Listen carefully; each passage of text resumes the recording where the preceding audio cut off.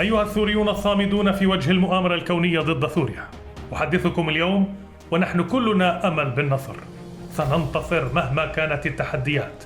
المعركة لم تنتهي بعد، بل بدأت للتو. سيد الرئيس، جنود درع العدوان ما يدخلوا دمشق.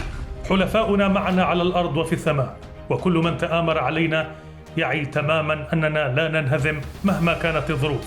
نحن أقوى من أن يزعزع أحد صمودنا. سيد الرئيس، جنود درع العدوان ما يحاصروا القصر. الجيش السوري البطل في كامل جهوزيته يقف شامخا على خطوط الدفاع، مستعدا لإعادة السيطرة على كل شبر من سوريا، فرغم كل ما يظنه البعض من تقدم الأعداء في حلب وحماة وحمص وحتى دمشق. سيد الرئيس، جنود درع العدوان راح يوصلوا مكتبك.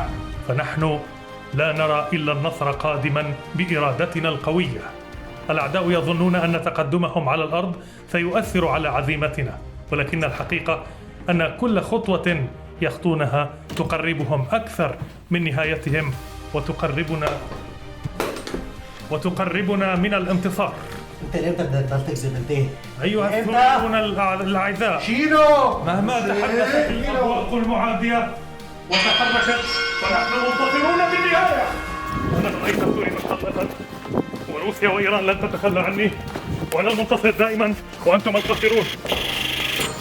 إيران لن تتخلى عني، أنا المنتصر، إيران لن تتخلى عني.